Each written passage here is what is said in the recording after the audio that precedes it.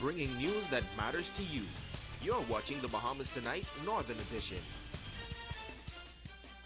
Welcome back. Executives of the Grand Bahama Cancer Society and the Sister Breast Cancer Support Group meeting with Minister for Grand Bahama Dr. Michael Darville. Executives outlining the way forward as they lobby for assistance in improving the quality of care for cancer patients on Grand Bahama. Society President Nurse Patricia Edgecombe says the number of Grand Bahamians seeking treatment for cancer appears to be growing, and the society continues to rely on the cancer hospice in the nation's capital. In Nassau, we have a cancer caring center, and it hosts 10 beds. And even last week, in visiting the cancer center, the 10 rooms were filled with persons from Grand Bahama. So in Grand Bahama, the fight for us is very great because we have a lot of persons in the cancer center, and that's just the ones that stay at the centers, not the ones that go to Nassau and have family. So the number would be greater. Dr. Darville says the government will look at ways to assist the Cancer Society. I always plead to the general population and to the public to support the Cancer Society in any which way, because with the incidence of cancer throughout the country, all of us in this room and throughout the country know a family member who have been affected by this deadly disease.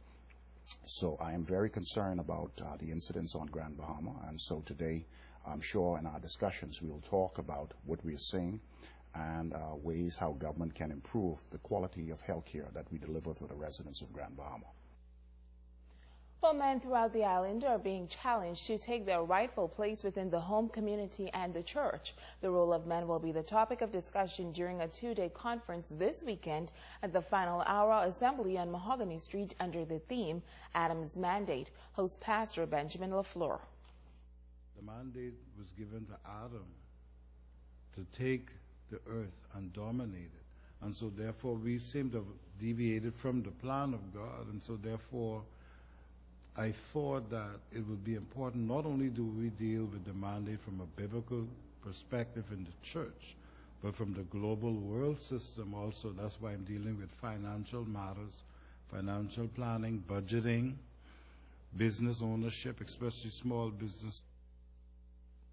Now, Pastor Mark Smith, Rudy Sawyer, and Roger Rolle are the presenters for Saturday's session, which will run from 9 a.m. to 1 p.m. Bishop LaFleur says the conference climaxes on Sunday morning at 11 a.m. Sunday, Dr. Swain, who has a Bible training school in Nassau, and he's coming to assist the church in terms of what the role is of the church in the community, impacting the different offices, the pastor, what his job is, elders, deacons, ministers, evangelists, outreach, and family matters, because the church is to cater to the whole family. And so therefore, I'm using the men who's actually supposed to take this responsibility and get rid of the Eve spirit and let Adam come alive. Because, you know, our society is predominantly headed in the family by women. Well, the men's conference is free of charge and is open to the public. Bishop LaFleur is encouraging men to bring their wives as well. A local youth leader recently joined representatives from Guyana, Suriname, and Trinidad and Tobago in a leadership program in the United States. The conference focused on areas such as primary prevention, programs for at-risk youth, and efforts of schools, community-based organizations, and faith-based groups to intervene before early problems turn into gang involvement. Tonight, he shares his experience with Sabrina Brown. Founder of Reach Out Youth Ministries, Dudley Sade, says the 3-week international leadership program in the United States was life-changing. He's grateful to the U.S. Embassy, and he believes it was his dedication to the development of the youth of this nation that afforded him the opportunity. What the U.S. Embassy did, they look around who deal with at-risk kids in the Bahamas, and they chose me and Carlos Reed out of Nassau because I think they said the impact that we were making, they wanted us to go and see how programs are in America. The program took the youth leaders to 4 U.S. cities, including Washington, Utah, Iowa, and New Orleans. But Sade talks about the initiatives that stood out most. In Utah was they had a book club would deal with inmates. When an inmate is incarcerated, they join the book club in Utah. So when the kids when they get released, they'll have a support group for them when they get out.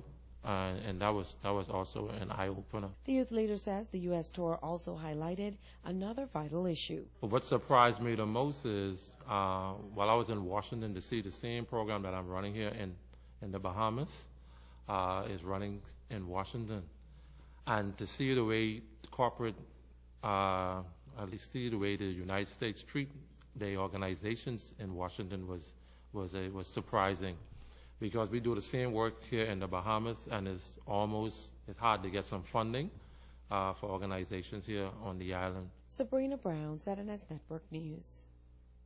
In other news, coordinators of the Junior Achievement Program are singing the praises of local achievers. Earlier this month, the young business leaders held a food drive to collect food items for the less fortunate of the community.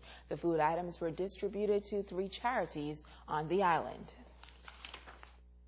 We are presenting food goods to the Red Cross, also the Lord's Kitchen, which operates from Christ the King, and we are presenting also to St. Stephen's Soup Kitchen out of 8 Mile Rock. These are organizations that continue to help deserving persons in the community. Of course, this drive is just one of many that we hope to do, because I'm sure there are other deserving organizations out there, and we just encourage the community to extend a hand to your brother, your sister in these times of need. James believes the level of dedication displayed by the achievers prove that all is not lost when it comes to the youth of this nation. We truly express our sincere appreciation out to those persons who supported the drive, and we ask that you continue to help those in need, because we must be our brother's keeper, and it's all a part of just developing our young people, teaching them to be good leaders, and of course excellent entrepreneurs. So we want to just extend a heartfelt thank you if you played any role in this food drive that we recently had. There are many other opportunities that's coming forth, and we're looking forward to letting you know where you can assist. Well, there were a whole lot of storybook children today at the Freeport Primary School. The primary school kids, some dressed in costumes depicting their favorite book characters, and others were smartly dressed in their best PJs. As they participated in the special closing out ceremony of literacy, teachers also took a trip down memory lane, showing off the characters from storybooks like Old Mother Hubbard, Kids of the Baker's Man, and The Wicked Witch of Oz. Administrators say this is all about making learning fun. Where students are dressed as storybook characters, and they are putting on items pertaining to all the various storybook characters, and stressing the importance of reading in particular. This week we were put aside as Literacy Week, and so all during the course of the week we had various competitions where students were able to focus on reading and the importance of reading. So we had poster competitions, essay competition, bookmark competition, and a word wall competition, which is what we introduced the first time, where students have to identify as many words as possible on the walls where we have the words displayed. Now, school principal Barbara Thompson says she's thrilled with the level of enthusiasm among the students and teachers, but she's also happy to note that the school is receiving good support from others as well.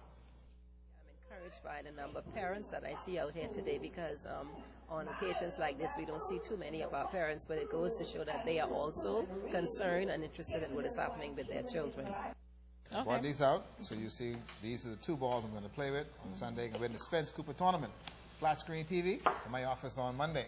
You need to learn how to play golf first.